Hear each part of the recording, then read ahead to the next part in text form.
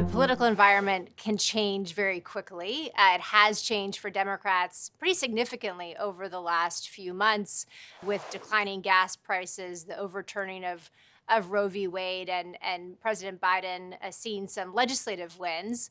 With that said, our base case for the midterms, if the election were held today, is that Republicans would still win back the House. Democrats have a very small majority, only a 5-seat majority in the House, and because of redistricting and retirements in some key districts, and also generally a pretty negative view on the economy among voters on both sides of the aisle, we still expect Republicans to take back the House, albeit by a smaller majority than they would have if the election had been held at the beginning of the summer.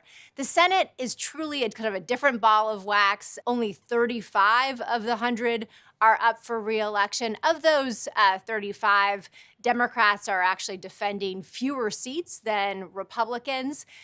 Ostensibly, though, the control of the Senate will really come down just to a handful of races.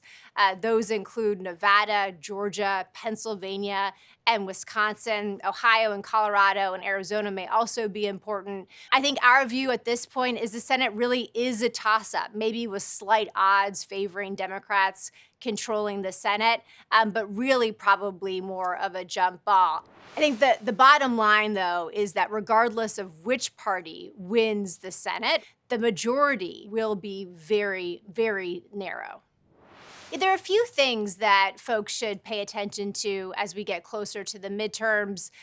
Usually midterm debates aren't very important, but this cycle they could be important, particularly on the Senate side, particularly among those states that we just mentioned. Candidate quality really does matter for the Senate races. So as folks are able to learn more about the candidates through those debates, we could see those be inflection points. And then just the general mood, particularly the mood on the economy. Folks are really paying attention to the price of gas, to the price of a gallon of milk.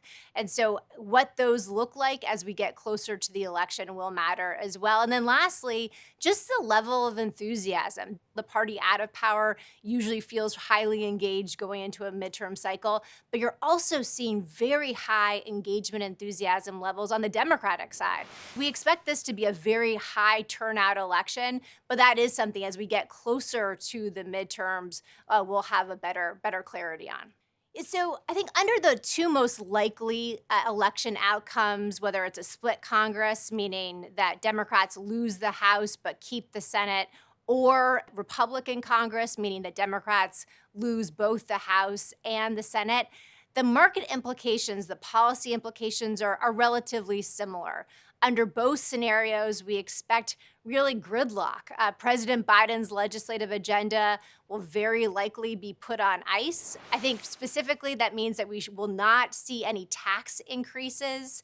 The next real inflection point for taxes will be when President Trump's tax cuts expire at the end of 2025. We should also expect more oversight of the Biden administration on things like the troop withdrawal from Afghanistan, what's happening at the southern border, and on the recently announced student loan policy. And in fact, if Republicans take the House, I think we should expect them to bring a lawsuit trying to stop that student loan cancellation policy. So legislative agenda frozen, more oversight of the Biden administration, also more policy volatility on things like funding the government, on raising the debt ceiling. So we could see some subsequent market volatility associated with that. And then lastly, the most important point is that we should expect not to see fiscal support like we have over the last 3 years. We basically had not only kind of a punch bowl in terms of monetary policy, a very accommodative monetary policy, we've also had very accommodative fiscal policy. The Fed, of course, is sort of taking that accommodation away. And I think very, very likely, if Republicans at least win back one chamber of Congress, we should see something very similar, sort of a fiscal policy retrenchment. This is even in the case should the economy slow into recession. So this sort of fiscal put, so to speak, is not necessarily something that investors can rely on.